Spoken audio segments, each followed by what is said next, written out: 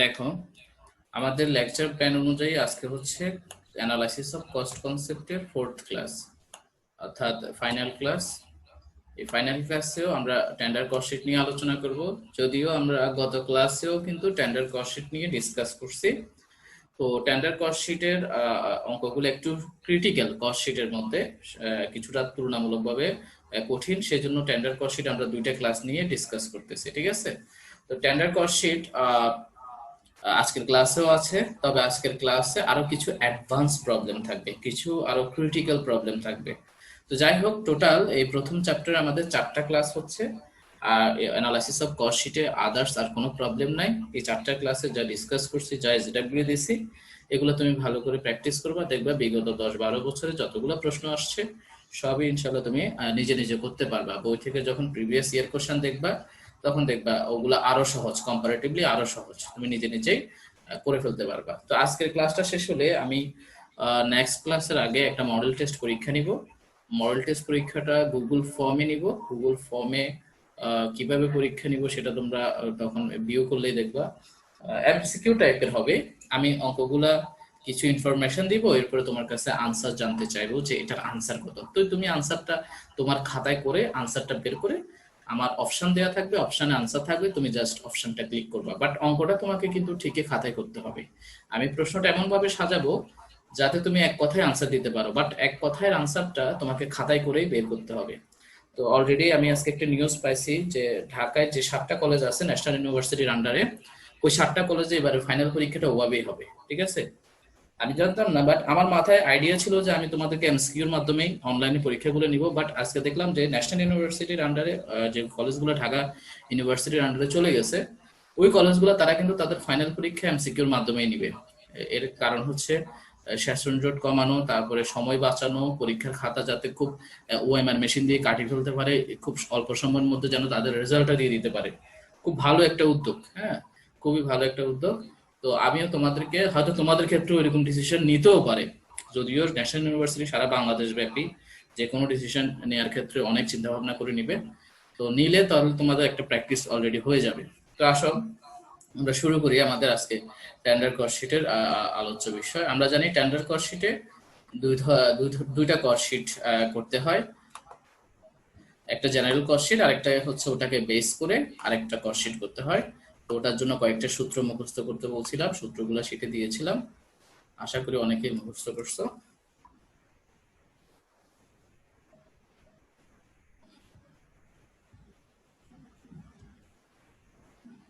তোমাদের দুইটা সূত্র দিয়েছিলাম, একটা ছিল যে ফ্যাক্টরি ওভারহেডের পার্সেন্টেজ বের করার সূত্র, আর একটা ছিল যে অ্যাডমিন এন্ড সেলিং ওভারহেড বের করার সূত্র। এই দুইটা সূত্র আমাদের টেন্ডার কস্টে মাস্ট লাগবেই।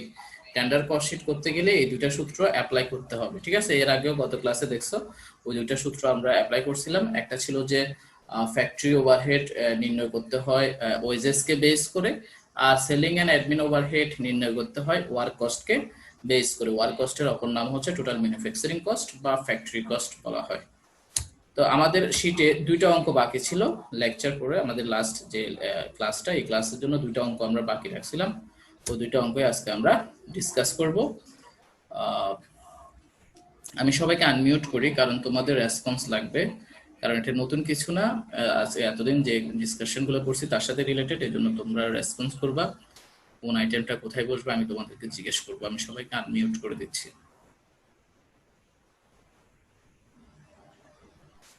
ওকে, দেখো এই 10 নম্বর অঙ্কে এখানে অর্ধেক প্রশ্ন আছে, পরের পৃষ্ঠায় বাকি অর্ধেক আছে। এই যে বাকি অর্ধেক আছে, ঠিক আছে? রিকোয়ারমেন্টটা আগে একটু দেখো কি কি দিছে। 1 নাম্বার রিকোয়ারমেন্ট হচ্ছে prepare a cost sheet for the year, that means general cost sheet, ঠিক আছে? আর 2 নাম্বার হচ্ছে টেন্ডার কস্ট শিট। 2 নাম্বার আমরা পরে যাব, আগে আমরা 1 নাম্বার নিয়ে ডিসকাস করি, ঠিক আছে? আমি আবার পূর্বের পেজে চলে যাই।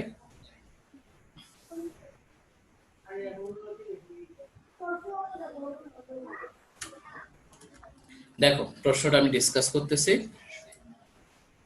The following data relates to XYZ Limited. Inventory of finished goods 1/1/2014 1 তারিখ মেন্স ওপেনিং ফিনিশ গুডস। তো ওপেনিং ফিনিশ গুডস আমরা কস্ট অফ গুডস ম্যানুফ্যাকচারড বা প্রোডাকশন কস্টের সাথে যোগ করি। এরপরে inventory of raw materials 1114, that means opening raw materials. Opening raw materials আমরা অঙ্কের শুরুতে লিখব। Purchase of raw materials opening raw materials এর সাথে যোগ করব। Productive wages raw material used এর সাথে যোগ করি। এই প্রোডাক্টিভ ওয়েজেস কখনো কখনো ডিরেক্ট ওয়েজেস নামে থাকে, একই কথা। Sales of finish goods, sales যে কথা, সেলস অফ ফিনিশ গুডস একই কথা, কারণ সেলস করা হয় কোন গুডস গুলাকে, ফিনিশ গুডস গুলাকেই সেল করা হয়। তো সেলস এর অ্যামাউন্ট দেওয়া আছে, কস্ট শিটে সেলস সবার শেষে বসে, সবার শেষে বসাবো। সেলস থেকে আমরা টোটাল কস্ট বিয়োগ করে দিলে প্রফিটের অ্যামাউন্ট চলে আসবে। সহজ করে দিব আরো বিষয়টা। এরপর inventory of finish goods 31/12/2014, that means closing finish goods. 31 তারিখ মানে closing finish goods. Closing finish goods opening finish goods এর পরে বিয়োগ করতে হয়। Inventory of raw materials 31/12/2014, that means closing র ম্যাটেরিয়ালস। ক্লোজিং র ম্যাটেরিয়ালস অ্যাভেলেবেল এর পরে বিয়োগ করে দিতে হয়। এরপর ওয়ার্ক ম্যানেজার স্যালারি, এটা ফ্যাক্টরি ওভারহেড, ফ্যাক্টরিতে বসে। Work manager salary factory overhead, ফ্যাক্টরিতে বসে। এরপরে ইনডিরেক্ট ওয়েজেস, যে কোনো খরচের আগে ইনডিরেক্ট বললে তা ফ্যাক্টরিতে বসে। যে কোনো খরচের আগে ইনডিরেক্ট বললে তা ফ্যাক্টরিতে বসে, কারণ ফ্যাক্টরি খরচগুলোকে পরোক্ষ খরচ বলে। এরপর ফুয়েল, ফুয়েল মেশিনে লাগে আর মেশিন ফ্যাক্টরিতে থাকে, তাই ফুয়েল এক্সপেন্স ফ্যাক্টরিতে বসবে। ডেপ্রিসিয়েশন অফ প্লান্ট, প্লান্ট মানে সরঞ্জাম, সরঞ্জাম ফ্যাক্টরিতে থাকে, তাই সরঞ্জামের ডেপ্রিসিয়েশন ফ্যাক্টরিতে বসবে। ইনডিরেক্ট র ম্যাটেরিয়ালস, যে কোনো খরচের আগে ইনডিরেক্ট থাকলে তা ফ্যাক্টরিতে বসবে, তাই ইনডিরেক্ট র ম্যাটেরিয়ালস ফ্যাক্টরিতে বসবে। টুলস ইউজড ইন প্রোডাকশন, উৎপাদনের জন্য যে সকল টুলস ব্যবহার হয়েছিল তা ফ্যাক্টরিতে থাকে, তাই এটি ফ্যাক্টরিতে বসবে। Administrative expense closing cost of goods sold এর পরে বসাবো। আর salary of the managing director, তাও অ্যাডমিনের পরপরই বসে যাবে, দ্যাট মিনস অফিসের সাথে রিলেটেড। তাহলে সবগুলো খরচ যোগ করলে আমরা টোটাল কস্ট পাবো।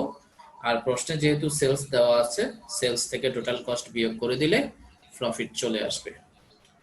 রিকোয়ারমেন্ট 1 নিয়ে কারো কোনো প্রশ্ন আছে কিনা? না স্যার। সলিউশনটা দেখো, তারপর আমরা রিকোয়ারমেন্ট 2 এর পরে যাব।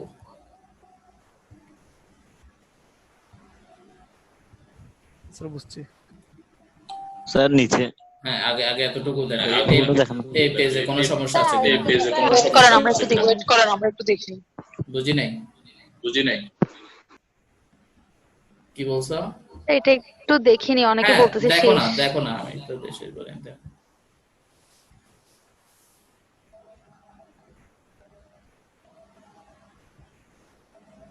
এখানে হচ্ছে অর্ধেক আছে, বাকিটা পরের পেজে।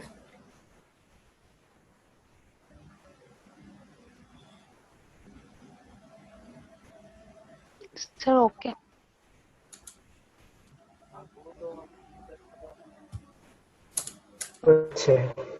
হ্যাঁ, এটা দেখো, এতটুকু দেখো।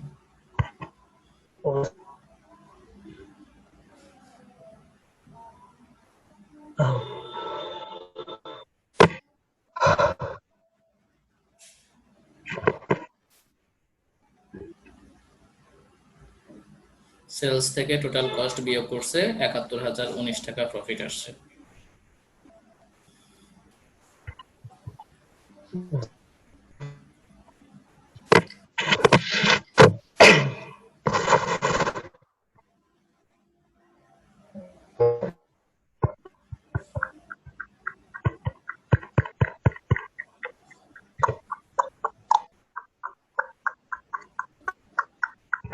তুমি কি আওয়াজ করতেছ?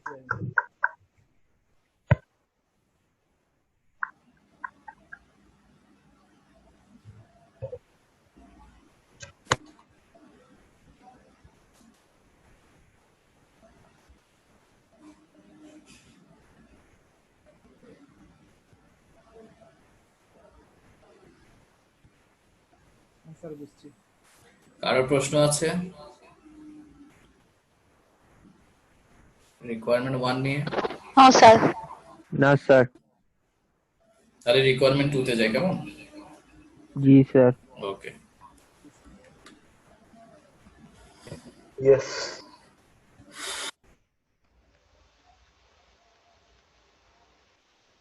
দেখো রিকোয়ারমেন্ট 2 তে কি বলছেন, compute total cost of A plant, একটা প্লান্টের টোটাল কস্ট বের করো, and find out the price of a tender, এই যে টেন্ডার বলছে টেন্ডারের প্রাইস নির্ধারণ করো। টেন্ডারের প্রাইস মানে ওই যেটা সেলস লিখি ওই জায়গায় তখন টেন্ডার লিখতে হবে ফর অ্যানাদার প্লান্ট, মানে আরেকটা প্লান্টের জন্য। ঠিক আছে, একটা প্লান্ট তো অলরেডি করে ফেলছে রিকোয়ারমেন্ট 1 এ, এখন আরেকটা প্লান্টের টোটাল কস্ট এবং টেন্ডার প্রাইস মানে সেলস প্রাইস বের করতে হবে। ঠিক আছে, it is estimated that the cost of raw materials required for the tender will be টাকা 52,000, মানে এটা ধরে নেওয়া হলো যে বা অনুমান করা হলো যে এই টেন্ডারের জন্য তাদের ম্যাটেরিয়াল লাগবে 52,000 টাকা, এন্ড ডিরেক্ট ওয়েজেস টাকা 31,200, এবং ওয়েজেস বাবদ খরচ হবে 31,200 টাকা। সবসময় মনে রাখবা টেন্ডারের ক্ষেত্রে এই দুটো ইনফরমেশন দেয়া থাকে, ওয়েজেস আর ম্যাটেরিয়াল। ঠিক আছে, আচ্ছা এরপরে আর কি বলছে, দ্য টেন্ডার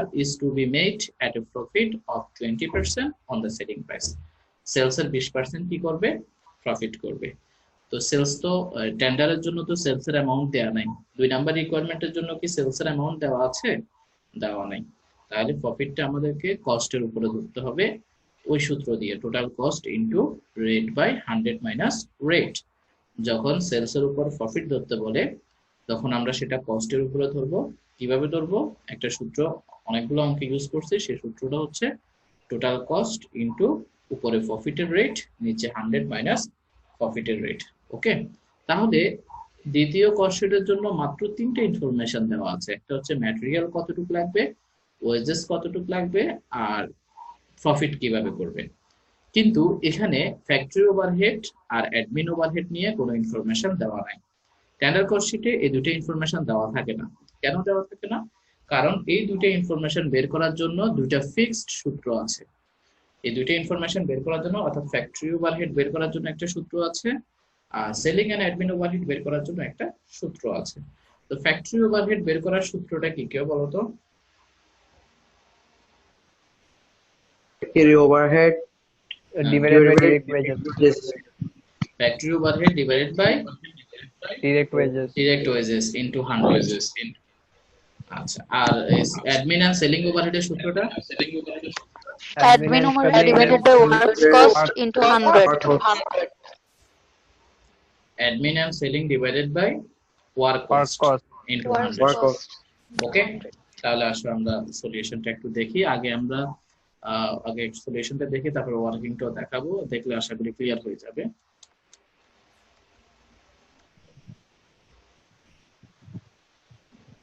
এই হচ্ছে টেন্ডার প্রাইস। দেখো প্রশ্নে কিন্তু ডিরেক্ট ম্যাটেরিয়ালস 52,000 টাকা দেওয়া ছিল, প্রশ্নে ডিরেক্ট লেবারও দেওয়া ছিল রিকোয়ারমেন্টের মধ্যে। ঠিক আছে, ওই দুইটা ইনফরমেশন যোগ করলে প্রাইম কস্ট পাই। এরপর ওয়ার্কস ওভারহেড, ফ্যাক্টরি ওভারহেডের অপর নামই হচ্ছে ওয়ার্কস ওভারহেড। তুমি চাইলে ওয়ার্কস ওভারহেডের জায়গায় ফ্যাক্টরি ওভারহেড লিখতে পারো, নো প্রবলেম।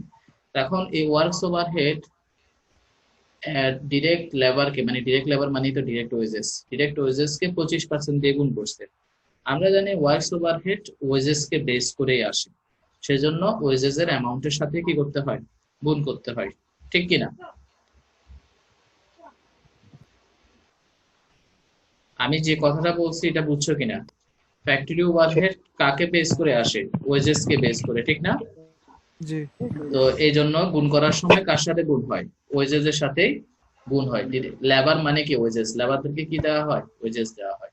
এখন কথা হচ্ছে এই 25% কিভাবে আসলো, ওই যে সূত্র দিয়ে, সূত্রটা দেখাই।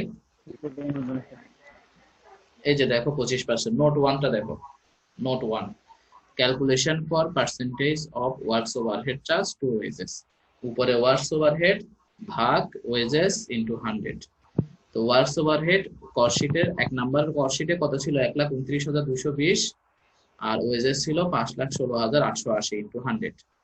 এই যে মানগুলা কোত্থেকে আসছে, 1,29,220 আর 5,16,880, এই দুইটা মান 1 নাম্বার কস্ট শিট। আগের প্রসেস। তারপরে শিওর হওয়ার জন্য আমি 1 নাম্বার কস্ট শিটে আবার যাচ্ছি, যে ওখানে ওয়ার্কস ওভারহেড 1,29,220 আর ওয়েজেস 5,16,880 আছে কিনা একটু দেখে আসি।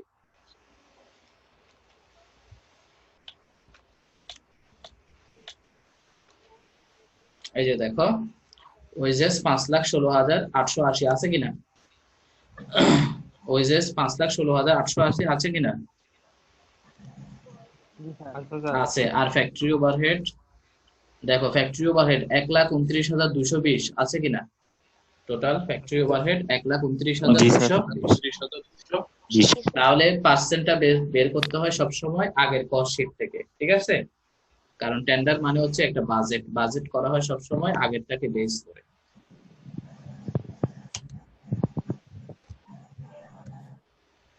তাহলে বলো ওয়ার্কস ওভারহেড 25%টা বুঝছো কিনা? यस सर ওকে, জি স্যার। এরপরে দেখো admin and selling. Admin and selling সবসময় ওয়ার্ক কস্টকে বেস করে হয়। তো ওয়ার্ক কস্ট এখানে আমরা 91,000 পাইলাম, এই জন্য 91,000কে 5% দিয়ে গুণ করছি। এখন এই 5%টা কোত্থেকে আসছে? 5% এর ওই সূত্র দিয়ে আসছে। আমরা নোট 2 তে যাই, তাহলে দেখতে পারবো। নোট 2 দেখো, calculation of percentage of administration overhead on work cost, ঠিক আছে? তাহলে উপরে অ্যাডমিন, নিচে ওয়ার্ক কস্ট ইনটু 100। তাহলে আগের কস্ট শিটে 1 নাম্বার কস্ট শিটে অ্যাডমিন ছিল 70,161 টাকা আর ওয়ার্ক কস্ট ছিল 14,03,220 টাকা। তাহলে 5%। অ্যাডমিন ছিল 70,161 আর ওয়ার্ক কস্ট ছিল 14,03,220। এই দুটো ইনফরমেশন কোত্থেকে আসছে? কস্ট শিটের 1 নাম্বার থেকে, অর্থাৎ রিকোয়ারমেন্ট 1 থেকে। তারপর শিওর হওয়ার জন্য আরেকবার রিকোয়ারমেন্ট 1 এর চার্টে যাই, দেখে আসি যে মিল আছে কিনা। এই যে দেখো, ওয়ার্ক কস্ট 14,03,220, ওয়ার্ক কস্ট 14,03,220 আর অ্যাডমিন দেখো দুটোটা মিলে 70,161 টাকা, ঠিক আছে? জি স্যার।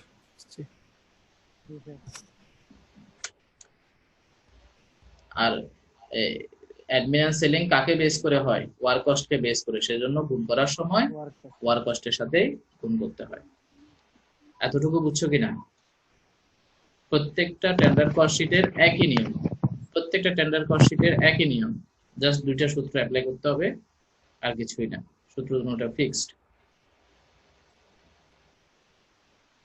এখন আসো প্রফিট। প্রফিটের জন্য নোট 3 দেওয়া আছে, ঠিক আছে? নোট 3 তে আমরা দেখি কি লিখছে। যেহেতু প্রফিটটা সেলস এর উপর ধরতে বলছে, তাই আমরা প্রফিটকে কস্টের উপরে ধরবো। তো কিভাবে ধরবো? সূত্র হচ্ছে টোটাল কস্ট ইনটু প্রফিটের রেট, নিচে 100 মাইনাস প্রফিটের রেট। টোটাল কস্ট ইনটু প্রফিটের রেট, নিচে 100 মাইনাস প্রফিটের রেট। তাহলে টোটাল কস্ট ছিল যে 95,550 টাকা, আর টেন্ডারের জন্য প্রফিটের রেট দেওয়া ছিল 20%, আর নিচে 100 থেকে 20 বাদ দিলে 80, অর্থাৎ টোটাল কস্টকে 20/80 দিয়ে গুণ, উপরে 20 নিচে 80 দিয়ে গুণ। তাহলে এই সূত্রটা অ্যাপ্লাই করি কখন? যখন প্রফিট সেলস এর উপর ধরতে বলে তখন।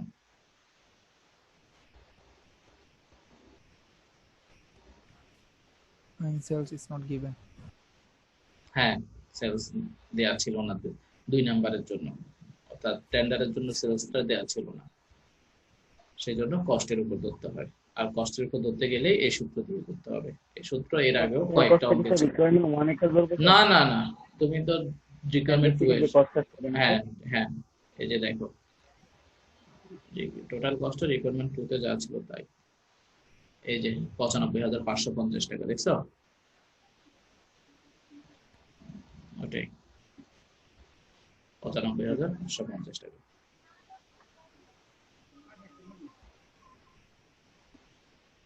বলো এই অঙ্কে কারো কোথাও কোনো প্রশ্ন আছে কিনা? না স্যার, বুঝছি। না স্যার ঠিক আছে এই অঙ্কটা অনেকবার আসছে, এই অঙ্কটা অনেকবার আসছে, অনেকবার, ঠিক আছে? খুবই ইম্পর্টেন্ট একটা অঙ্ক। আসলে তো স্যার 10-এ 10। হ্যাঁ ইনশাআল্লাহ। এটা খুব ভালো করে দেখবা। হ্যাঁ না, এটা সবচেয়ে গুরুত্বপূর্ণ একটা প্রশ্ন।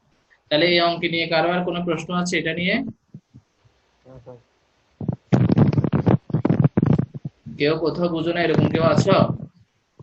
হ্যাঁ স্যার, বুঝছি। ওকে, তাহলে আমরা আমাদের লাস্ট প্রবলেমটাতে চলে যাই। একটু ক্রিটিক্যাল ওই প্রবলেমটা।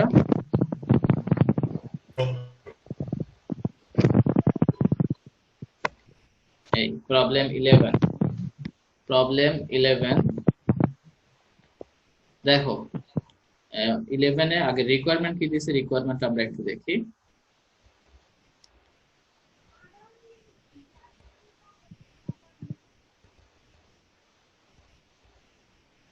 আচ্ছা, কি লিখছে?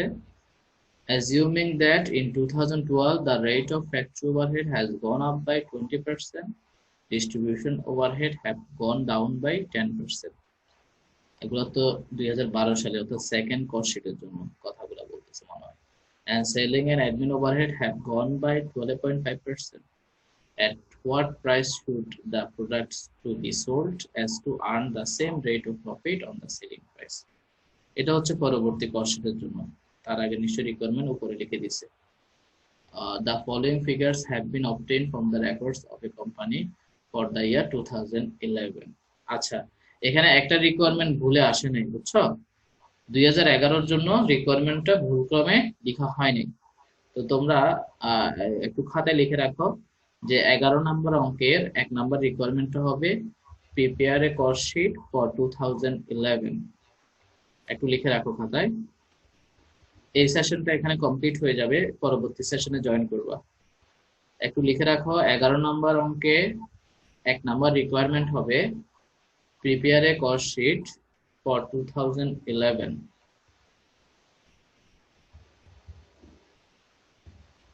লিখছো সবাই? জি স্যার। লিখছি। Prepare a cost sheet for 2011। আচ্ছা, তাহলে আমরা প্রথমে পিডিএফ গুলো যদি সব সংশোধন করা যাবে? বুঝি নাই। আমি তো যেটা পরবর্তীতে আপলোড দিই সেগুলো তো সংশোধন করেই দিই। সলিউশন আর ক্লাসে যেগুলো দিই সেগুলো তো সংশোধন করে দিই, ঠিক আছে? আচ্ছা, দেখো শীটে ভুলক্রমে আসে নাই, কেমন? আমরা রিকোয়ারমেন্ট 1টা করব প্রথমে। রিকোয়ারমেন্ট 1 হচ্ছে prepare a cost sheet for 2011। তো 2011 সালের জন্য কস্ট শীট করতে হলে আমাদের যে যে ইনফরমেশন গুলো আছে আগে আমরা দেখি। ডিরেক্ট লিংকটা দিয়ে দেন প্রতিবারের কি একটু করে দিয়ে দিন আমাকে, আমি দিয়ে দেব। বুঝতেছি না কথা। স্যার আপনাকে না, মেবি ফোনে কথা বলছে। আচ্ছা, দেখো ডিরেক্ট ম্যাটেরিয়ালস কত লেখা আছে? 1,70,000। শুধু ম্যাটেরিয়ালস লিখলে মনে রাখবা অঙ্কটা ওখান থেকে স্টার্ট হবে, ওটাকে ম্যাটেরিয়াল ইউজড বলে। তাহলে ডিরেক্ট ম্যাটেরিয়ালস 1,70,000, ডিরেক্ট ওয়েজেস 1,00,000। তাহলে ম্যাটেরিয়ালের সাথে ওয়েজেস যোগ করলে প্রাইম কস্ট, প্রাইম কস্টের সাথে ওয়ার্ক ওভারহেড যোগ করলে ওয়ার্ক কস্ট, ওয়ার্ক কস্টের সাথে অ্যাডমিন আর সেলিং যোগ করলে admin selling distribution, selling distribution মানে মার্কেটিং আর কি। অ্যাডমিন সেলিং ডিস্ট্রিবিউশন যোগ করলে টোটাল কস্ট, টোটাল কস্টের সাথে প্রফিট যোগ করে দিলে সেলস চলে আসছে। সেলস। এটা তো একদম ইজি। 2011 সালের ইনফরমেশন যেটা, সেটা তো একদম ইজি, ঠিক না? ডিরেক্ট ম্যাটেরিয়ালের সাথে ওয়েজেস যোগ করলে প্রাইম কস্ট, প্রাইম কস্টের সাথে ওয়ার্কস ওভারহেড যোগ করলে ওয়ার্ক কস্ট, ওয়ার্ক কস্টের সাথে অ্যাডমিন সেলিং ডিস্ট্রিবিউশন তিনটা যোগ করলে টোটাল কস্ট, টোটাল কস্টের সাথে প্রফিট যোগ করে দিলে আনসার চলে আসবে সেলস। ঠিক কিনা? ঠিক। জি স্যার। রিকোয়ারমেন্ট 1 নিয়ে কোনো প্রবলেম আছে? আমি একটু সলিউশনটা দেখাই, তাহলে আরো ক্লিয়ার হবে। এখানে একটা লাইন লিখছে, এটা কি লিখছে? এটা 2012 লিখছে। তুমি এখনো 2012 তে তো যাই নাই আমরা। 2012 হচ্ছে সেকেন্ড রিকোয়ারমেন্ট, ঠিক আছে? তাহলে আমরা একটু রিকোয়ারমেন্ট 1 এর সলিউশনটা একটু দেখি। স্যার আমাকে রিকোয়ারমেন্ট 2টা একবার বলবেন? রিকোয়ারমেন্ট 2 তো এখনো যায়ই নাই। রিকোয়ারমেন্ট 1 কথা হচ্ছিল। দেখো, রিকোয়ারমেন্ট 1 এর আনসারটা সবাই একটু দেখো, দেখে কারো কোথাও প্রশ্ন থাকলে করবা।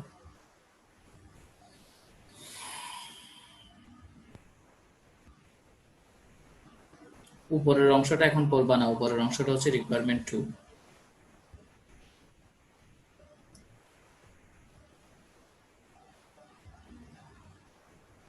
স্যার কোনো প্রবলেম নেই। কারো কোথাও প্রবলেম আছে? না। না স্যার। ওকে, তো আমি শুরুতে কেন বললাম এই অঙ্কটা টাফ? এখানে টাফের কিছু আছে? সেকেন্ডটা তো হ্যাঁ, রিকোয়ারমেন্ট 2 তে আছে। দেখো রিকোয়ারমেন্ট 2 তে টেন্ডার কস্ট শিট, তবে এখানে বহু কাহিনী আছে। কিভাবে দেখো, আমরা আগে প্রশ্নে আবার যাই। Okay. ওই দেখো প্রশ্নের নিচে কি লিখছে, a work order has been executed in 2012 and the following expense have been incorrect. তাহলে 2012 সালের জন্য একটা অর্ডার আসছে, ওই টেন্ডারও তো এরকম মানে কাজের অর্ডার আসছে, ঠিক আছে?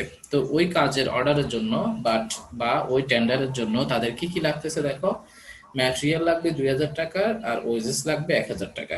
আমি বারবার বলছি টেন্ডার কস্ট শিটে সবসময় এই দুইটা মান দেওয়া থাকে, ম্যাটেরিয়াল আর ওয়েজেস এর মান দেওয়া থাকে। এই অঙ্কেও ঠিক ওভাবে দেওয়া আছে। এরপর কি লিখছে দেখো, পরবর্তী পৃষ্ঠায় আমরা যাই। Assuming that ধরে নাও যে in 2012 the rate of factory overhead has gone up by 20%. 2012 factory overhead কত পার্সেন্ট বৃদ্ধি পাবে? 20% বৃদ্ধি পাবে। 2012 ফ্যাক্টরি ওভারহেড 20% বৃদ্ধি পাবে। এখন 20% বৃদ্ধি পাবে, ঠিক আছে, কিন্তু আমরা তো এখনো এটাই জানি না যে 2012 সালে আসলে ফ্যাক্টরি ওভারহেডের পার্সেন্ট কত, সেটা কি আমরা জানি? পার্সেন্ট বের করতে হলে আমাদেরকে ওয়ার্কিং করতে হবে না? করতে হবে কি না? ওই যে ফ্যাক্টরি ওভারহেডের সূত্রটা, ফ্যাক্টরি ওভারহেডের সূত্র কি? Factory overhead divided by direct wages. Good, factory overhead divided by direct wages into 100। into 100. ওইটার মধ্যে আমরা যখন মান বসাবো, মান বসালে আমরা একটা পার্সেন্ট পেয়ে যাব। ওই পার্সেন্টটাকে আরো 20% কি করতে হবে? ইনক্রিজ করতে হবে। ওই পার্সেন্টের উপর আরো কত পার্সেন্ট বৃদ্ধি পাবে? 20% বৃদ্ধি পাবে। আগের অঙ্কগুলো ছিল মানে কি, ডিরেক্টলি যোগ করে দিব না? নো, ধৈর্য ধরো। আগের অঙ্কগুলো ছিল কি, জাস্ট ওয়ার্কিং করে পার্সেন্টটা আসলেই হইলো, ওই পার্সেন্ট দিয়ে আমরা কি করে দিতাম, গুণ করে দিলে চলে আসতো, ঠিক না? কিন্তু এই অঙ্কে শুধু পার্সেন্ট আনলে হবে না, ওই পার্সেন্টের উপর আরো 20% কি করে দিতে হবে? গন আপ। গন আপ মানে বৃদ্ধি করতে হবে। এতটুকু বুঝছো কিনা আগে বলো। মানে ওখানে আগে ছিল একটা ওয়ার্কিং, এখন একটার মধ্যে দুইটা ওয়ার্কিং, একটার মধ্যে কি দুইটা। এতটুকু বুঝছো কিনা? আচ্ছা, আমি তো ক্যালকুলেশন দেখাবো, আপাতত ডিসকাশনটা একটু বুঝে নাও। এরপর বলছে কি, distribution overhead have gone down. Gone down মানে কি? হ্রাস পাবে। Distribution overhead have gone down by 10%। তাহলে ডিস্ট্রিবিউশন ওভারহেডটা 10% হ্রাস পাবে। তো ডিস্ট্রিবিউশন ওভারহেড আগে আমরা ওয়ার্কিং করে বের করব পার্সেন্ট, তারপর সেখান থেকে আমরা 10% রিডিউস করে দেব। এরপর বলছে কি দেখো, and selling and admin overhead have gone up by 12.5%. এরপর বলছে কি, অ্যাডমিন ওভারহেড 12.5% কি করতে হবে? গন আপ মিন্স ইনক্রিজ করতে হবে। তাহলে আগে আমাকে সেলিংটা ডিস্ট্রিবিউশনের সাথে না? এই অঙ্কে আলাদা আলাদা করে দিয়েছে, ঠিক আছে? এই অঙ্কে সেলিং ডিস্ট্রিবিউশন আলাদা আলাদা করে, ঠিক আছে? আচ্ছা, আমরা দেখবো প্রশ্নে কার সাথে কে আছে। তো সেলিং এন্ড অ্যাডমিন ওভারহেডটা হ্যাভ গন বাই 12.5%, ঠিক আছে?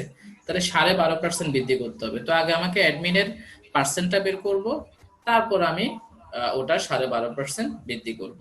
আচ্ছা, এরপর আসো কি লিখছে, at what price should the product be sold? তাহলে এই প্রোডাক্টটার প্রাইস কত হবে? দ্যাট মিন্স স্ট্যান্ডার্ড প্রাইস, যেটাকে আমরা সেলস বলি, to earn the same rate of profit on the selling price. তোমাদেরটা মিউট করো, রিপিট হচ্ছে। আবার বলতেছি, শেষ line, at what price should the product be sold? তাহলে ওই প্রোডাক্টের প্রাইসটা কত নির্ধারণ করতে হবে? Price means standard price, standard price means ওই সেলস প্রাইসটাকে বোঝায়। Two earn the same rate of profit on the selling price, selling প্রাইসের উপর সেম রেটে প্রফিট করবে। এই জায়গাটা খুবই ইম্পর্টেন্ট।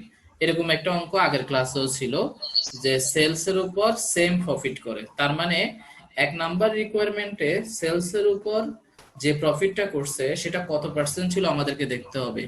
ঠিক তত পার্সেন্ট প্রফিট 2 নাম্বার রিকোয়ারমেন্টের ক্ষেত্রেও প্রযোজ্য। সেম রেট, সেম রেট মানে আগে যা ছিল সেলস এর যত পার্সেন্ট প্রফিট ছিল ঠিক তত পার্সেন্ট প্রফিট এখনো প্রযোজ্য, এটাই মিন করে। খেয়াল রাখবা, গত ক্লাসেও ঠিক এরকম একটা অঙ্ক ছিল। তো যাই হোক, তো আগের এই কস্ট শিটে কত পার্সেন্ট প্রফিট করছে সেটা আমরা জানি না। আমি একটু আগের কস্ট শিটে যাই, তাহলে বুঝতে পারবো জিনিসটা। এটা ছিল যে আগের কস্ট শিটের আনসার। আগের কস্ট শিটে সেলস ছিল কত? 5,75,000, আর প্রফিট ছিল কত? 1,05,000। তাহলে আমাকে একটা ওয়ার্কিং করে দেখতে হবে 5,75,000 টাকার মধ্যে 1,05,000 যদি লাভ হয় 100-এ কত, তাহলে আমি প্রফিটের পার্সেন্টটা পেয়ে যাব। ঠিক ওই পার্সেন্টটা আবার সেকেন্ড রিকোয়ারমেন্টের ক্ষেত্রেও কি করব? অ্যাপ্লাই করব। আগে বলো এতটুকু ডিসকাশন বুঝছো কিনা? আচ্ছা, এখন আমরা সলিউশনে যাই, এরপর আবার যার যেখানে প্রবলেম থাকবে ডিসকাস করব।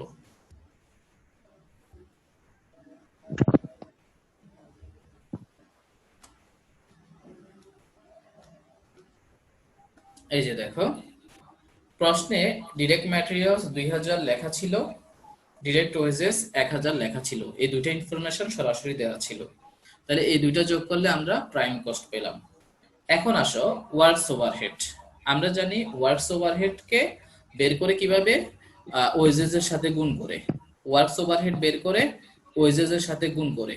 তো ওয়েজেস তো আমরা অলরেডি পাইছি, যে দেয়া ছিল প্রশ্নে 1000 টাকা, ঠিক না?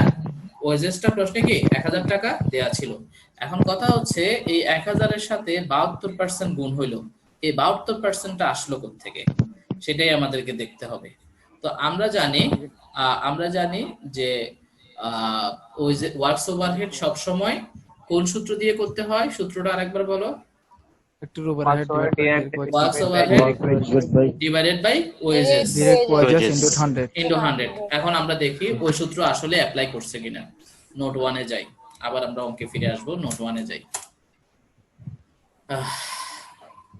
দেখো নোট, সাগর এই যে এই জিনিসগুলো রেডি করতে, ঠিক আছে, এগুলা টাইপ করতে কত কষ্ট, অনেক সময়ের ব্যাপার। আচ্ছা দেখো এখানে কি লিখছে, দোয়া থাকবে। আচ্ছা ঠিক, thank you. Percent of works overhead on direct wages in 2011 মানে 1 নাম্বার রিকোয়ারমেন্ট। তো 1 নাম্বার রিকোয়ারমেন্টের ক্ষেত্রে আমাদের ওয়ার্কস ওভারহেড ছিল 60,000 টাকা আর ওয়েজেস ছিল 1 লাখ টাকা। 60,000-কে 1 লাখ দিয়ে ভাগ করলে 60%। কিছু না বললে এই 60%ই অঙ্কে বসতো, কিছু না বললে এই 60%ই কি করতাম আমরা? ওয়েজেস এর সাথে গুণ করে বসাই দিতাম, যেমন আগের অঙ্কে করছিলাম। কিন্তু এই অঙ্কে একটা অ্যাডজাস্টমেন্ট ছিল। এই অঙ্কে একটা কি ছিল? অ্যাডজাস্টমেন্ট ছিল। এই যে দেখো অ্যাডজাস্টমেন্টের উপরে কি লিখছে? Factory overhead has gone up by 20%। 20% কি করতে হবে? বাড়াতে হবে। এই জায়গায় এই যে 20% বাড়াতে হবে, অনেকে এখানে ভুল করে। অনেকেই মনে করে যে 20% মনে হয় আগের পার্সেন্টের সাথে যোগ করে দিলে হয়ে যাবে। না, 100% ভুল। ঠিক আছে, আগের পার্সেন্টের সাথে যোগ হবে না, আগের পার্সেন্টের উপরে ধরতে হবে। যে দেখো কিভাবে হয়েছে কাজটা। Percent of works overhead on direct wages in 2012 60 plus 60 20% বাড়ছে। 60 20% মানে কত? 12%। 12% বৃদ্ধি পাইছে। তো এই জায়গায় অধিকাংশ স্টুডেন্ট ভুল করবে কি? 60 এর সাথে 20 যোগ করে 80 করে ফেলবে। 60 এর সাথে 20 যোগ করে কি করে দিবে? 80 করে ফেলবে, যেটা সম্পূর্ণ ভুল। ঠিক আছে, তোমাকে বলছো যে 60% এর উপর আরো 20% গন আপ হবে, বৃদ্ধি পাবে। তাহলে 60 এর 20% কত হয়? 12 হয়। দ্যাট মিন্স 12% বাড়বে। তাহলে টোটাল কত আসছে? 72%। বলো 72% নিয়ে কারো কোনো প্রশ্ন আছে কিনা? স্যার বুঝছি। আচ্ছা ওকে, তাহলে আমরা আবার সলিউশনে যাই, তারপর ওয়ার্কিং এ যাব।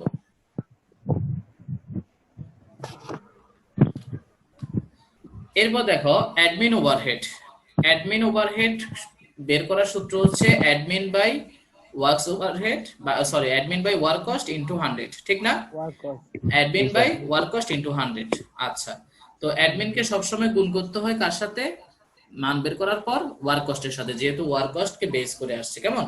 তো এখানে দেখো অ্যাডমিনের পাশে 3720 টাকা, ওই ঠিকই আগের ওয়ার্কের যেটা আসছে ওয়ার্ক কস্ট, ওটার সাথে কি করছে? 22.91% কে গুণ করছে। এখন আমাদেরকে জানতে হবে এই 22.91%টা কিভাবে আসছে। তো আমরা ওয়ার্কিং এ যাই, 2 নাম্বার ওয়ার্কিং।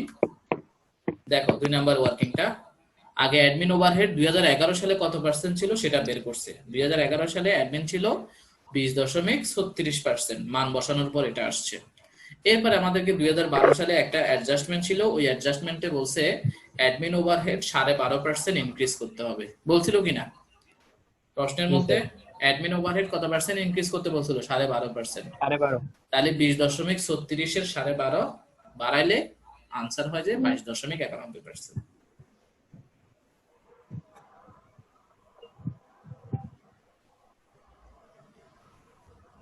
দুই নাম্বার ওয়ার্কিং এ কারো কোনো প্রশ্ন আছে কিনা? নো। ওকে, না স্যার। আবার সলিউশনে যাই। এরপর দেখো সেলিং ওভারহেড। সেলিং ওভারহেডের সূত্র একই, উপরে সেলিং নিচে ওয়ার্ক কস্ট ইনটু 100। ঠিক আছে, তাহলে ওয়ার্ক কস্টের সাথে গুণ করতে হবে। এই যে 3720 কে 15.27% দিয়ে গুণ করছে, তাহলে 15.27% কিভাবে আসছে একটু দেখো। 3 নাম্বার ওয়ার্কিং, 2011 সালে সেলিং ওভারহেড ওয়ার্ক কস্টের 13.57% ছিল, আর 2012 সালে এসে অঙ্কের অ্যাডজাস্টমেন্টে বলা ছিল সেলিং এবং অ্যাডমিন দুটাই 12.5% বাড়াবে, এভাবে বলা ছিল, ঠিক কিনা? প্রশ্নে বলা ছিল selling and admin overhead will gone up by 12.5%। তাই 13.57 বা 13.58 এর 12.5% বাড়াইলে হবে 15.27%। 15.27। ঠিক আছে স্যার। ঠিক একইভাবে ডিস্ট্রিবিউশনটাও দেখে ফেলো, 4 নাম্বার ওয়ার্কিংটাও দেখে ফেলো। করবে 3 তে ইনটু 100 দেয় নাই মেবি বলে ম্যাথে। আচ্ছা, এটা 100 দিয়ে দিবা আর কি, সমস্যা নাই।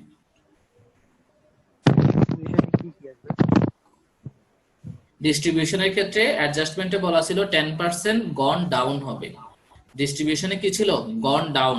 গন ডাউন মানে হ্রাস পাবে, এজন্য মাইনাস করা হয়েছে। গন আপ বলে বৃদ্ধি প্লাস করতে হবে, আর গন ডাউন হলে হ্রাস মাইনাস করতে হবে। গ্যারান্টিগুলো আসে ডিস্ট্রিবিউশনে, হ্যাঁ, সেলিং এ তো ওগুলো আসে ডিস্ট্রিবিউশনে। কি গ্যারান্টি? ডিস্ট্রিবিউশন মানে মার্কেটিং, মার্কেটিং এর অপর নামই তো ডিস্ট্রিবিউশন। সেলিং এন্ড ডিস্ট্রিবিউশন মূলত একসাথেই বসে, বুঝছো? এখানে হয়তো আলাদা আলাদা করে খরচগুলো দেখাইছিল, বিধায় আমরা আলাদা আলাদা ওয়ার্কিং করতেছি। মূলত সেলিং, ডিস্ট্রিবিউশন, মার্কেটিং তিনটা একসাথে, একই খরচ।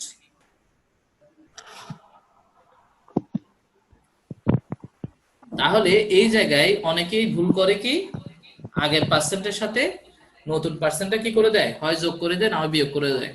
ওভাবে হবে না, খেয়াল রাখবা। আগের পার্সেন্টের উপর বাড়াইতে হবে, আগের পার্সেন্টের উপর ভিত্তি করে কি করতে হবে, বাড়াইতে হবে অথবা কমাইতে হবে। কেন ভুল হবে দেখো, তুমি একটু ডিস্ট্রিবিউশনের দিকে একটু তাকাও। ডিস্ট্রিবিউশনে দেখো 2011 সালে ছিল 8.48%। 2012 সালে বলছে যে 10% হ্রাস করতে হবে, প্রশ্নে বলছিল 10% গন ডাউন করতে হবে। তো 8.48 থেকে 10% কি কোনোদিন ম্যানেজ করা যাবে? উল্টা নেগেটিভ ফিগার চলে আসবে না? আসবে কিনা? 8.48 থেকে আমি যদি বলি যে 8.48 থেকে 10 বিয়োগ করব, তাহলে 8.48 থেকে 10 বিয়োগ করলে উল্টা কি চলে আসবে? নেগেটিভ চলে আসবে। তো পার্সেন্ট তো এখানে কখনোই নেগেটিভ হওয়া যাবে না, পার্সেন্ট কখনোই নেগেটিভ হয় না, তাহলে অঙ্ক সম্পূর্ণ ভুল। এই জন্য খেয়াল রাখবা, এই পার্সেন্ট গুলা ইনক্রিজ ও ডিক্রিজ এর পার্সেন্ট গুলা আগেরটার উপরে গুণ করে করে বের করতে হবে। তাহলে 4 নাম্বার ওয়ার্কিং পর্যন্ত দেখলাম, অঙ্কে আবার যাই। তাহলে ডিস্ট্রিবিউশনও 7.64% দিয়ে গুণ করছে, তাহলে সবগুলো যোগ করছে, সবগুলো যোগ করার পর টোটাল কস্ট আসছে। এখন আসো প্রফিট কিভাবে বের করছে। প্রশ্নে বলা ছিল প্রফিট কি বলছিল প্রশ্নে, যে 2011 সালে যা প্রফিট করছে, অর্থাৎ সেলস এর যত পার্সেন্ট প্রফিট করছে ঠিক তত পার্সেন্ট প্রফিট 2012 সালেও করবে, ঠিক কিনা? সেম প্রফিট কথাটা বলছিল কিনা রিকোয়ারমেন্টে? আরেকবার দেখো প্রশ্নে, যে দেখো ওই পরে প্রশ্নের লাইনটা দেখো, same rate of profit on the selling price, মানে সেলস, সেলস এর উপর যত পার্সেন্ট প্রফিট করতো ঠিক সেম রেটটাই থাকবে। তাহলে আমাকে দেখতে হবে যে 2011 সালে তারা যে প্রফিট করছিল সেটা সেলস এর কত পার্সেন্ট ছিল। ওয়ার্কিং এর মধ্যে দেখো 5 নাম্বার ওয়ার্কিং, ওখানে লেখা আছে percent of profit on sales in 2011। সূত্র হচ্ছে প্রফিট বাই সেলস ইনটু 100। 2011 তে প্রফিট ছিল 1,05,000, সেলস ছিল 5,75,000। তাহলে 1,05,000 কে 5,75,000 দিয়ে ভাগ করে 100 দিয়ে গুণ করলে 18.26%। 18.26%, এটা ছিল যে 2011 তে। এখন হ্যাঁ, কেউ প্রশ্ন করছে কোনটা কোনটা? 12 সালের নিচেরটা তো যায়নি তো এখনো। এখনো তো 11তে আছি। তো 11টা প্রফিট ছিল 1,05,000, সেলস ছিল 5,75,000, অর্থাৎ রিকোয়ারমেন্ট 1-এ 100 দিয়ে গুণ করছি 18.26%। এখন বলছে যে যে আগে যা প্রফিট ছিল 18.26%, ঠিক সেম প্রফিটটা এখনো করবে। তো এখন করবে কিসের উপরে করবে? সেলস এর উপরে করবে। তো আমাদেরকে 2 নাম্বার রিকোয়ারমেন্টের জন্য কি প্রশ্নে সেলস এর অ্যামাউন্ট দেওয়া ছিল? না মনে হয় 2012 সালের কি সেলস এর অ্যামাউন্ট দেওয়া আছে? একটু প্রশ্ন দেখো, দেখো তো এখানে কোথাও না। উপরের প্যারায় দেখো কোথাও কি সেলস এর অ্যামাউন্ট দেওয়া আছে? আচ্ছা দেওয়া নাই দেওয়া নাই। দেওয়া নাই। কিন্তু প্রফিট ধরতে বলছে কিসের উপর? শেষ লাইনটা দেখো, profit on the sales price, sales এর উপর ধরতে বলছে। Selling price এর উপর। তাহলে প্রফিট সেলস এর উপর ধরতে বললে আমাদের সূত্র কি? ওই সূত্র এটাই, টোটাল কস্ট ইনটু প্রফিটের রেট, নিচে 100 মাইনাস প্রফিটের রেট, ঠিক কি না? জি স্যার। দেখো ওই সূত্রটা অ্যাপ্লাই করা হয়েছে, নিচে যেটা 2012 তে লিখছে ওই দেখো সূত্র এটা, টোটাল কস্ট ইনটু প্রফিটের রেট ভাগ নিচে 100 মাইনাস প্রফিটের রেট। তো প্রফিটের রেট কোনটা? ওই যে 18.26, আর টোটাল কস্টটা অঙ্কের মধ্যে বের করা আছে 1212 আর যদি টাকা। দেওয়া থাকতো, সেলস দেওয়া থাকতো তাহলে কখনোই ওভাবে দেয়া থাকে, সেলস দেয়া থাকলে তো আমার এই সূত্রটার দরকারও নাই। সেলস থেকে আমি টোটাল কস্ট বিয়োগ করে দিলে আনসার চলে আসবে। সেলস দেয়া থাকলে প্রফিট বের করা তো একদম সহজ, বিক্রয় মূল্য থেকে মোট ব্যয়টা বিয়োগ করে দিলে প্রফিট চলে আসবে। তখন তো এই সূত্র Yes, কোনো sir. দরকার নাই। তো অঙ্কে দেখো একটু, এই যে টোটাল কস্ট ছিল 5,424 টাকা, এই 5,424 টাকার উপর প্রফিট আসছে 1,212 টাকা।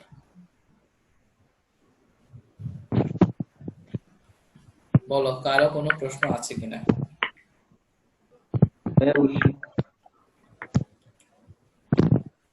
কারো কোনো প্রশ্ন আছে? না স্যার হ্যাঁ, স্যার 9 নাম্বার ম্যাথটাতে একটু প্রবলেম ছিল আগের ক্লাসে। আমি এটার কথা বলতেছি, আগে এটা শেষ করি। এটাতে কারো কোনো প্রশ্ন আছে? না স্যার। সবাই বুঝছো কিনা? বুঝছি ভাইয়া। তাহলে টেন্ডার কস্ট শিটে কয়টা কস্ট শিট করতে হয়? দুইটা। দুইটা। টেন্ডার কস্ট শিটে কয়টা সূত্র অ্যাপ্লাই করতে হয়, মুখস্থ রাখতে হয়? দুইটা। তিনটা দুইটা। প্রফিটের সূত্রটা সবার জন্য একরকম, ঠিক আছে? আচ্ছা, ফ্যাক্টরি ওভারহেড আর শুধু ফ্যাক্টরি ওভারহেড আর অ্যাডমিনেরটা, ঠিক আছে? অ্যাডমিনের সূত্র Yes, sir. আর সেলিং এর সূত্র একই। এখানে একজনে প্রশ্ন করছে, নাজনীন স্যার প্রফিটটা আরেকবার বলতেন। তো প্রফিটটা আরেকবার বলতাম যে প্রফিটটা আমি এসব প্রত্যেকটা অঙ্কেই বলতে হচ্ছে, একই সূত্রটা আমি প্রতিটা অঙ্কেই বলতেছি, তারপরে বলতেছে আবার বলতাম। একটু আগে 10 নাম্বার অঙ্কেও সেম সূত্রটা ছিল প্রফিটের, ইভেন গত ক্লাসেও প্রফিট বের করছি একই সূত্র দিয়ে। আমি বারবার একটা কথা বলতেছি যে প্রফিট যদি সেলস এর উপর ধরতে বলে তখন এই সূত্রটা অ্যাপ্লাই করতে হয়।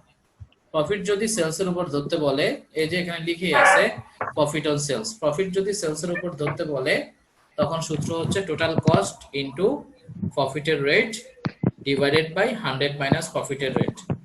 এখন প্রফিটের রেটটা প্রশ্নে বলছে কি সেম প্রফিটের রেট, মানে আগে যা ছিল ওটাই থাকবে, আগে মানে 1 নাম্বার রিকোয়ারমেন্টে। তো 1 নাম্বার রিকোয়ারমেন্টে প্রফিট ছিল, তুমি দেখো 1 নাম্বার রিকোয়ারমেন্টের আনসারটা দেখো, এটা ছিল আমাদের 1 নাম্বার রিকোয়ারমেন্ট। 1 নাম্বার রিকোয়ারমেন্টে প্রফিট ছিল 1,05,000 টাকা আর সেলস ছিল 5,75,000 টাকা। তাহলে 5,75,000 এ যদি 1,05,000 যদি প্রফিট হয় তাহলে 100 এ কত হবে? 18.26%। 5,75,000 এর মধ্যে 1,05,000 যদি প্রফিট হয় তাহলে 100 এ হবে 18.26%। তাহলে ওই প্রফিটটাই 2012 সালেই করবে। তো 2012 সালে সেলস এর উপর ধরতে বলছে, কিন্তু সেলস এর অ্যামাউন্ট দেয়া নাই, তাই আমাকে এই সূত্র দিয়ে করতে হবে। সূত্র হচ্ছে টোটাল কস্টকে 18.26 দিয়ে গুণ করব, আবার নিচে 100 মাইনাস 18.26 দিয়ে ভাগ করে দিব, ব্যাস। কারো প্রশ্ন আছে এই অঙ্কে? আর কারো প্রশ্ন আছে? নো স্যার নেই। No sir. ওকে, আর কারো প্রশ্ন নাই। আমাদের এই লেকচার শিটটা এখানে কমপ্লিট। তো তোমাদের আগের ক্লাসগুলো নিয়ে, প্রিভিয়াস কোনো অঙ্ক নিয়ে বা এসডব্লিউ এর কোনো বিষয় নিয়ে কোনো প্রশ্ন থাকলে এখন করতে পারো। 9 নাম্বার ম্যাথটা হ্যাঁ বলো 9 নাম্বার ম্যাথে কি প্রবলেম সেটা বলো। 9 নাম্বার ম্যাথে একটা লাইন লিখছিল, এটা একটু বুঝি নাই। বলো লাইনটা আমাকে বলো। তো হচ্ছে it was estimated that production could be increased by 50% in Yeah. 2013 on Yes. account of excess capacity. এটা কোথায় কাজ হয়েছে একটু বুঝি নাই। আচ্ছা এটার কোনো কাজই হয় নাই। কেন কাজ হয় নাই তুমি দেখো, এর 2012 সালে প্রোডাকশন করছিল তারা 1 লাখ ইউনিট। এটা প্রশ্নের উপরে লেখা আছে কিনা দেখো তো। হ্যাঁ আছে। আছে। এরপর বলছে যে 2013 সালে 50% ইনক্রিজ হবে। তো 1 লাখের 50% মানে 50,000। ইনক্রিজ মানে যোগ করব। তাহলে আগে 1 লাখ ছিল, এখন 50,000 বাড়লে তাহলে কত হবে? 1.5 লাখ হবে। ঠিক কি না? 1,50,000। ঠিক কি না? কিন্তু 2 নাম্বার রিকোয়ারমেন্টে দেখো ওই 1.5 লাখ আবার তারা তুলেও দিছে। হ্যাঁ লিখে দিছে কিনা? তো এই জন্য আর কাজ করতে হয় নাই। ওরা বলে আবার নিজেরা করেও দিছে। তো সেজন্য আমাকে আর কিছু করতে হয় নাই। জি স্যার। রাজেশ নন্দীর বেশি সাউন্ড হচ্ছে, ঠিক আছে? রাজেশ নন্দী মিউট করে রাখো। এরপর আগের কোনো অঙ্ক নিয়ে বা আজকের কোনো অঙ্ক নিয়ে কারো প্রশ্ন থাকলে করো। স্যার ডিরেক্টর ফি এটা কোথায় বুঝবে? ডিরেক্টরস ফি অবশ্যই অফিসে, ডিরেক্টররা অফিসে থাকে। তাই অফিসে বসবে।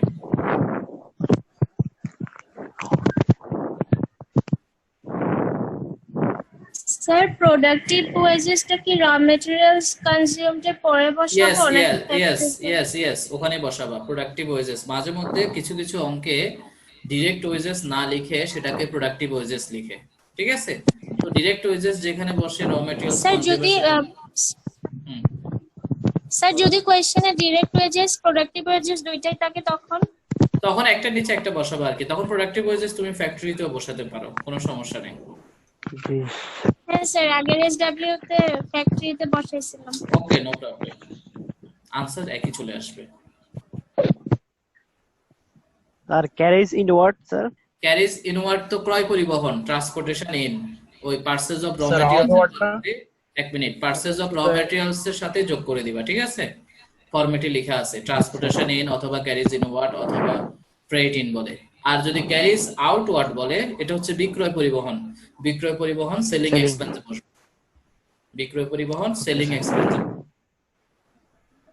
স্যার ব্যাড ডেপ্ট কেন ইনকাম স্টেটমেন্টে বসে? এটা আমি ডিটেইলস বলছিলাম। ব্যাড ডেপ্ট হয় বিক্রয়ের পরে। কাউকে তুমি বাকিতে পণ্য বিক্রি করছো, এখন তার কাছ থেকে হয়তো টাকাটা নাও পেতে পারো, সেটাকে বলে অনাদায়ী পাওনা। তো অনাদায়ী পাওনা ঘটে বিক্রয়ের পরে। কিন্তু আমরা কস্ট শিটের অঙ্ক কোথায় শেষ হয়ে যায়? বিক্রয়ের মধ্যে শেষ হয়ে যায়, ঠিক না? সেলস লিখলেই অঙ্কটা কি শেষ। তাহলে সেলস এর পরের কোনো ঘটনা সেলস কস্ট শিটের মধ্যে আসবে না, কারণ আসার সুযোগে নাই। অঙ্কটা শেষ হয়ে যাচ্ছে সেলস পর্যন্ত। তো তুমি সেলস এর পরে হচ্ছে ব্যাড ডেপ্ট সৃষ্টি হয়। তো সেলস এর পরের কোনো কিছু তো সেলস এর পরেই হওয়ার কথা, কিন্তু সেলস এর পরে তো আর আসার সুযোগ নেই, অঙ্ক এখানেই শেষ। এজন্য ব্যাড ডেপ্টটা কস্ট শিটে আসবে না। কিন্তু ওই অঙ্কে যদি ইনকাম স্টেটমেন্ট করতে বলে তখন কিন্তু ইনকাম স্টেটমেন্টে লিখতে হয়। আচ্ছা এমনি স্যার আমাদের ইনকাম স্টেটমেন্টের যে ফরম্যাটটা দেওয়া আছে ওইখানে তো মানে এইভাবে কোনো ডিটেইলস দেওয়া নাই যে কি কি আসবে। এমনি সেলিং এক্সপেন্স কেন দেয়া থাকবে? কারণ সেলিং আর অ্যাডমিন এগুলো তো আলাদা করে উপরেই ডিটেইলস দিয়ে দিছি আমি। হ্যাঁ উপরে ওই ডিটেইলস এর মধ্যে তো আবার ব্যাড ডেপ্টস নাই, এইজন্য কি না, কিছু কিছু আইটেম আছে যেগুলো কস্ট শিটের সাথে রিলেটেড না, বাট ইনকাম স্টেটমেন্টের সাথে রিলেটেড। সেরকম আমি কয়েকটা বলতেছি, মনে না থাকলে তুমি লিখে রাখো। একটা হচ্ছে তোমার ব্যাড ডেপ্ট, একটা হচ্ছে ইনকাম ট্যাক্স, একটা হচ্ছে সেলস রিটার্ন। এই তিনটা জিনিস কস্ট শিটে আসে না, বাট ইনকাম স্টেটমেন্টে আসে। আবার বলতেছি, ব্যাড ডেপ্ট, ইনকাম ট্যাক্স, সেলস রিটার্ন এগুলো কস্ট শিটে আসে না, তবে ইনকাম স্টেটমেন্টে আসে। কি নামে আসবে? সেলস যে নামে আছে ওই নামে আসবে। যেমন সেলস রিটার্নটা যেমন সেলস থেকে বিয়োগ করতে হয় ইনকাম স্টেটমেন্টে, কেমন? এরপরে মনে করো ব্যাড ডেপ্টটা তুমি ওই সেলিং এর মধ্যে বসাই দিবা, ইনকাম ট্যাক্সটা প্রফিট থেকে বিয়োগ করে দিবা, ওভাবে।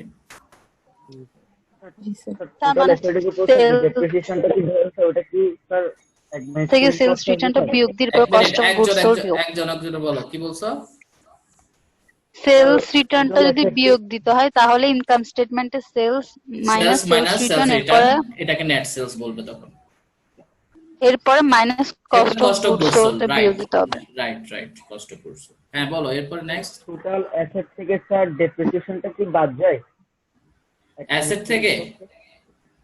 অ্যাসেটের কোনো কিছু তো অঙ্কে আসে না। অ্যাসেট থেকে অ্যাসেট করতে আসলো অ্যাসেটের কোনো কিছু তো ডেপ্রিসিয়েশন তোমার হ্যাঁ, Depreciation. এক মিনিট আমি বলি।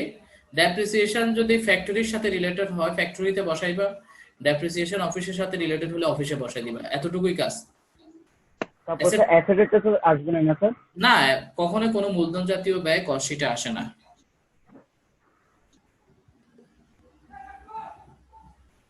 সেলস কমিশন একজনের প্রশ্ন করছো, সেলস কমিশন কোথায় বসবে? সেলস কমিশন সেলিং এ বসবে। সেলস কমিশন, সেলস প্রমোশন এগুলো selling expense. Sir general expenses? Office expense, কারণ অফিসটাকে অফিস এন্ড জেনারেল বা অফিস এন্ড অ্যাডমিন বলে।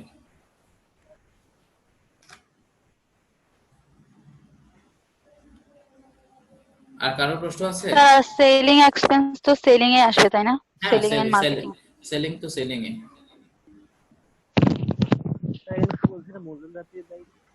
কখনোই কোনো ক্যাপিটাল এক্সপেন্ডিচার কস্ট শিটে আসে না। মূলধন জাতীয় ব্যয় কস্ট শিটে আসে না। বিল্ডিং কয়, আসবাবপত্র কয়, অফকোর্স ডেপ্রিসিয়েশন তো মূলধন জাতীয় ব্যয় না, ডেপ্রিসিয়েশন মুনাফা জাতীয় ব্যয়। ওগুলার যদি পারচেজ ভ্যালু দেয়, যদি বলে যে purchase of plant, purchase of machine, ওগুলো হচ্ছে মূলধন জাতীয় ব্যয়। ক্রয় মূল্য দেওয়া থাকলে সেটা মূলধন জাতীয় ব্যয়। আর কারো প্রশ্ন? যদি বলা থাকে টোটাল অ্যাসেটের উপর 40% ডেপ্রিসিয়েশন, তখন ওই অ্যাসেটের উপরে 20%টা, হ্যাঁ জাস্ট 20%টা বের করে ওটাই আনবা। ইয়েস ইয়েস, ওটাই আনবা, তখন ডাইরেক্ট ওভাবে গুণ করে পার্সেন্টটা নিয়ে আসবে আর কি। হ্যাঁ, আরিফুর রহমান বলো।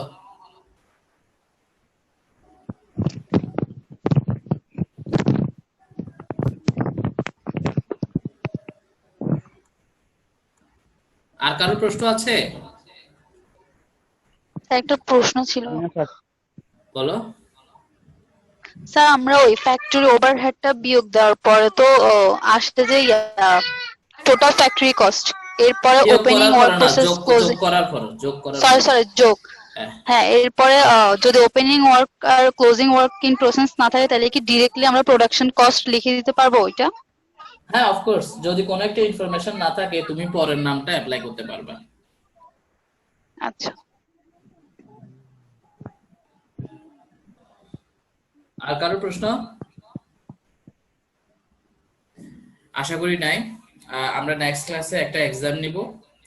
নেক্সট ক্লাসের আগে আমি তোমাদেরকে গ্রুপে জানাই দিব, ইনফর্ম করব কখন এক্সাম নিব।